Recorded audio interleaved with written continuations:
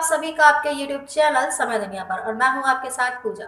दोस्तों, बच्चे बहुत ही मासूम होते हैं, बहुत ही ज़्यादा क्यूट, बहुत ही प्यारे से होते हैं, लेकिन इनकी जो शरारतें हैं कभी कभी इनके माता पिता पर भारी पड़ जाती हैं। आपको एक ऐसा ही किस्सा हम बताने जा रहे हैं जिसमें एक 6 साल के बच्चे ने, जी हाँ, ये मामला पूरा अमेरिका का है, जहाँ एक 6 साल के बच्चे ने अपनी अपनी माँ का मोबाइल लिया और उस पे गेम खेलने लगा। गेम खेलते खेलते उस गेम के अंदर उसने कुछ ऐसी चीज़ें परचेज कर ली जिससे उस बच्चे की माँ को तकरीबन, जी हाँ, तकरीबन 1 लाख की चपत लग गई। हाँ, आप सही सुन रहे हैं, जिससे उस महिला को 1.5 लाख की चपत लग गई। आखिर ऐसे क्या?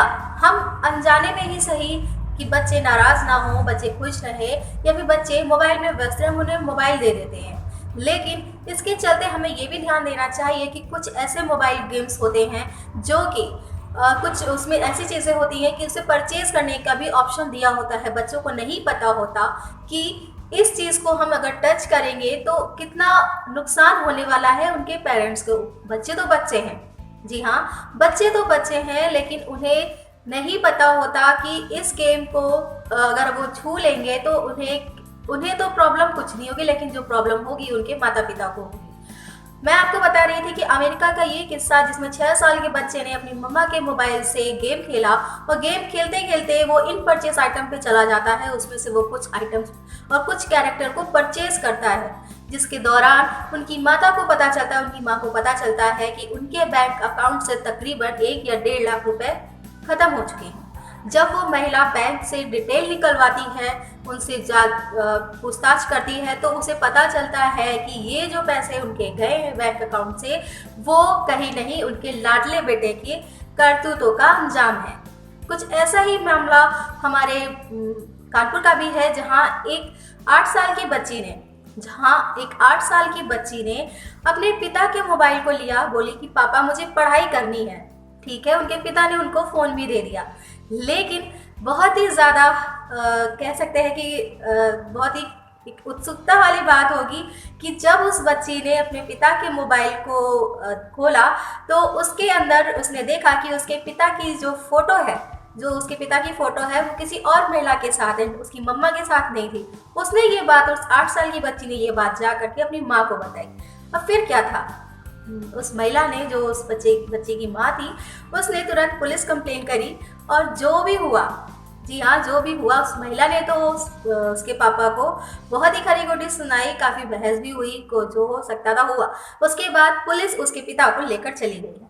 तो अपने मोबाइल को मैं कहूँगी बच्चों को दीजिए, लेकिन उन पर नज़र भी रखिए कि आखिर वो उसमें क्या कर रहे हैं, क्या नहीं कर रहे हैं।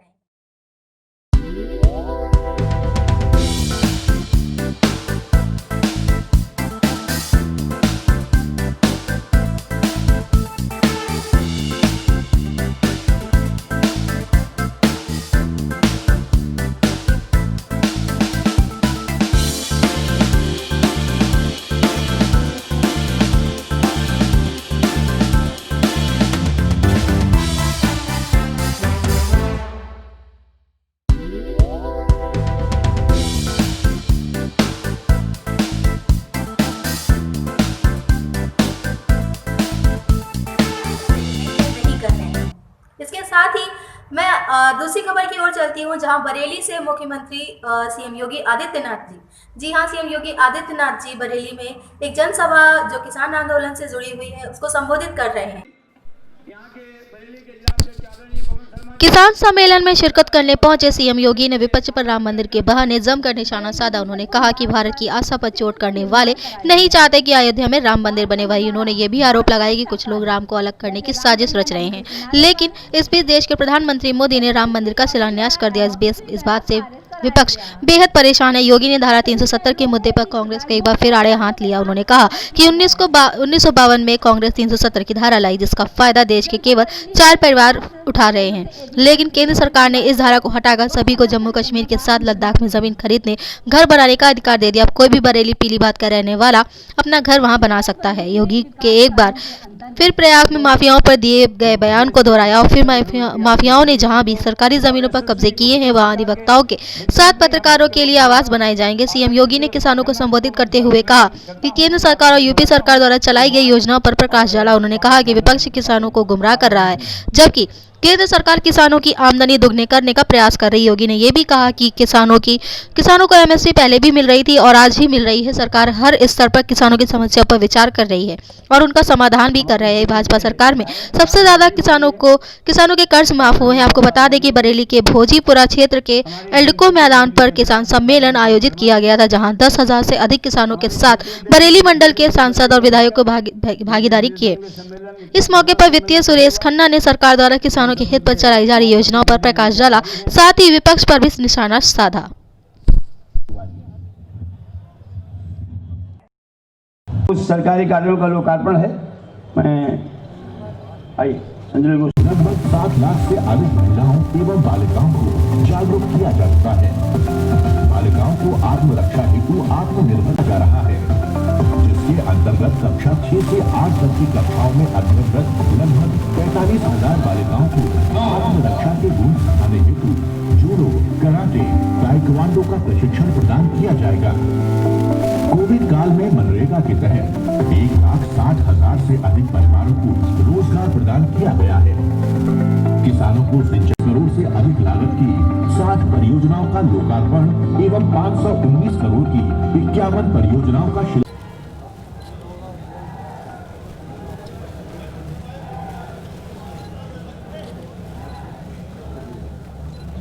पहले वाला मतलब दोनों भेज दूंगा ना दोनों नहीं, ये वाला भेजना है तो नंबर है ना, बाद वाला भेजना, बाद वाला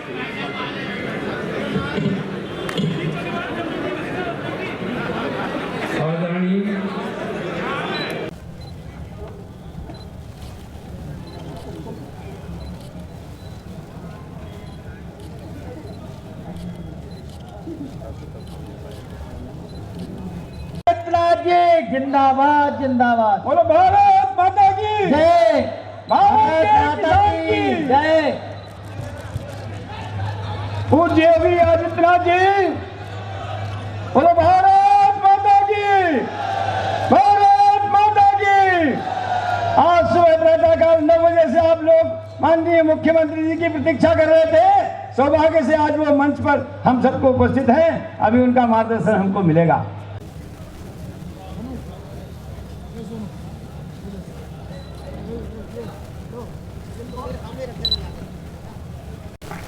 जनपद बरेली में लाभार्थी एवं चौड़करण 900 किलोमीटर माइनर रजबहू की सिल्क सफाई कार्य कराया गया। किसानों की आय बढ़ाने हेतु खेत तालाब एवं पशु शेड का निर्माण कराया जा रहा है। कृषकों के खेत तक पहुंचने हेतु 2250 चकबंधों का निर्माण कराया गया। विद्यालयों में भौतिक सुविधाओं के विकास हेतु ऑपरेशन कायाकल्प के तहत कार्य कराए जा रहे हैं, जिसके अंतर्गत 1451 विद्यालयों के 8646 कक्षाओं में टाइलीकरण, 754 स्कूल शौचालयों का जीर्णोद्धार, 1070 स्कूलों में मल्टीपल हैंड वॉश सिस्टम और जिन्होंने पूरे देश के मित्र मौर्य जी उपस्थित हैं। किसानों का सम्मान स्वरूप जो प्रतीक चिन्ह हल है, मैं उसे निवेदन करूंगा कि माननीय मुख्यमंत्री जी को भेंट कर आप बदायूं की सांसद हैं बहन संघमित्रा मौर्य जी, और हमारा जो सम्मान चिन्ह है हल, उसको देकर माननीय मुख्यमंत्री जी को भेंट कर रही हैं। सभी लोग ताली बजाकर बोलो भारत माता की। ये हल है। जय। अब मैं बरेली के चलती थी तो कुछ चंद परिवारों के लोग झोला लेकर के जगह जगह वसूली करने के लिए निकल पड़ते थे। आज तो वसूली नहीं हो रही है ना, आज तो पूरी ईमानदारी के साथ नौजवानों को नौकरी मिल रही है। किसी भी क्षेत्र का नौजवान हो, हमारे लिए तो 24 करोड़ का ये उत्तर प्रदेश एक परिवार है और 24 करोड़ की आबादी का कोई भी नौजवान सरकारी नौकरी पाने का पूरा हकदार रखता है। लेकिन साथ साथ निजी क्षेत्र में भी निवेश हो, रोजगार और नौकरी की संभावना वहां भी बढ़े, विकास की प्रक्रिया के साथ हम सबको जोड़ सकेंगे, ये महत्वपूर्ण है। और इसीलिए व्यापक पैमाने पर अब तो हम लोग फिर से एक नई दिशा में जा रहे हैं। बहुत शीघ्र फिल्म सिटी आ रही है यूपी में। देखिए फिल्मों में काम करने वाले लोग कितनी मजबूत से ताली बजा रहे हैं। और ये फिल्म सिटी युवाओं के लिए व्यापक रोजगार की संभावनाओं को आगे बढ़ा देगा। बहुत सारे लोगों को परेशानी हो रही है, ये फिल्म सिटी क्यों? बरेली का एयरपोर्ट भी काम करने वाला है बहुत शीघ्र। राजेश जी बहुत दिनों से कह रहे थे यहां के हॉस्पिटल के लिए, देखिए कोविड-19 को रोकने के लिए, कोरोना रोकने के लिए उसी बिल्डिंग का डेडिकेटेड कोविड हॉस्पिटल निर्माण करके कितना लाभ बरेली वासियों को प्राप्त हुआ। और भाइयों बहनों, एयर सेवा के साथ, वायु सेवा के साथ साथ यहां पर विकास की तमाम संभावनाओं को आगे बढ़ाने के लिए हम लोग नए सिरे से आगे बढ़ने के लिए पूरी प्रतिबद्धता के साथ कार्य कर रहे हैं। हमारे जनप्रतिनिधिगण पूरी मजबूती के साथ लग करके विकास की इन परियोजनाओं को, चाहे वह बरेली हो, पीलीभीत हो, शाहजहांपुर हो, बदायूं हो, हर एक जगह के विकास के लिए पूरी मजबूती के साथ कार्य कर रहे हैं। उनके नेतृत्व में, उनके मार्गदर्शन में आप अपना आशीर्वाद उनके ऊपर बनाए रखिए।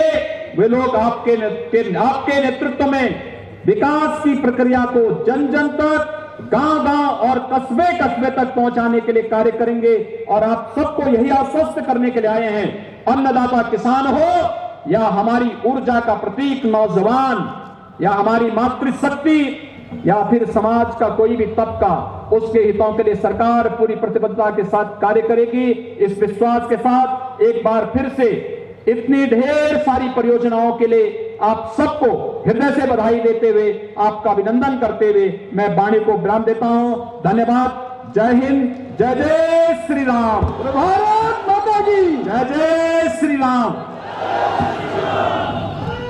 अब मैं अपनी मंच पर बुलाता हूं, वो हम सबका मार्गदर्शन करें।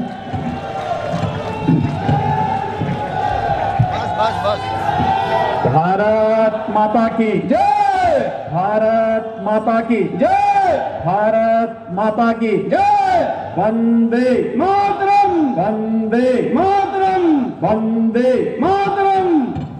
आज की इस किसान रैली कार्यक्रम के अध्यक्ष, भारतीय जनता पार्टी के ब्रज क्षेत्र के अध्यक्ष सम्मानीय श्री रजनीकांत माहेश्वरी जी, इस पूरे कार्यक्रम में जिनका मार्गदर्शन प्राप्त हुआ है, क्षेत्रीय इस प्रदेश के सह संगठन महामंत्री माननीय करमवीर जी, भारत सरकार के मंत्री माननीय श्री संतोष गंगवार जी, उत्तर प्रदेश सरकार में मेरे सहयोगी मंत्री वित्त, चिकित्सा, शिक्षा और संसदीय कार्य के मंत्री श्री सुरेश कुमार खन्ना जी, नगर विकास के राज्य मंत्री श्री महेश चंद्र गुप्ता जी, सिंचाई एवं अल्पसंख्यक विभाग के राज्य मंत्री श्री बलदेव सिंह ओलख जी, माननीय सांसद राज्यसभा श्री BL वर्मा जी, माननीय सांसदगण श्री धर्मेंद्र कश्यप जी, डॉक्टर संघमित्रा मौर्य जी, अरुण सागर जी, भारतीय जनता पार्टी के राष्ट्रीय कोषाध्यक्ष और पूर्व मंत्री और वर्तमान में विधायक माननीय राजेश अग्रवाल जी, माननीय धर्मपाल सिंह जी, विधान परिषद के सदस्य माननीय जयपाल सिंह व्यस्त जी, नवनिर्वाचित विधान परिषद के सदस्य श्री हरि सिंह ढिल्लों जी, माननीय विधायक श्री बहोरन लाल मौर्य जी, माननीय विधायक छत्रपाल गंगवार जी, माननीय विधायक कुशाग्र सागर जी, माननीय विधायक RK शर्मा जी, माननीय विधायक धर्मेंद्र साक्य जी, माननीय विधायक राजीव कुमार सिंह जी, माननीय विधायक डॉक्टर DC वर्मा जी, श्री केसर सिंह गंगवार जी, डॉक्टर श्याम बिहारी लाल जी, डॉक्टर अरुण सक्सेना जी, राजेश मिश्रा जी, माननीय विधायक श्री संजय सिंह गंगवार जी, किशनलाल राजपूत जी, माननीय विधायक बाबूराम पासवान जी, राम शरण वर्मा जी, वीर विक्रम सिंह जी, रोशन लाल वर्मा जी, चैतराम पासी जी, मानवेंद्र सिंह जी, और आज के इस कार्यक्रम में उपस्थित भारतीय जनता पार्टी के जिला के अध्यक्ष श्री पवन शर्मा जी, प्रदेश के सह कोषाध्यक्ष श्री संजीव अग्रवाल जी, महापौर उमेश गौतम जी, क्षेत्रीय महामंत्री राकेश मिश्र जी और भारी संख्या में आज के इस किसान रैली में उपस्थित इस क्षेत्र के भारतीय जनता पार्टी के पदाधिकारी, कार्यकर्ता और किसान भाइयों बहनों, भीषण शीतलहरी के बावजूद आप इतनी भारी संख्या में यहां पर उपस्थित हुए हैं। मैं आप सबका इस किसान रैली में हृदय से अभिनंदन करता हूं, आप सबका स्वागत करता हूं। इस वीडियो को लाइक करें, हमारे चैनल को सब्सक्राइब कर बेल आइकन जरूर प्रेस करें हमारी लेटेस्ट वीडियो सबसे पहले देखने के लिए।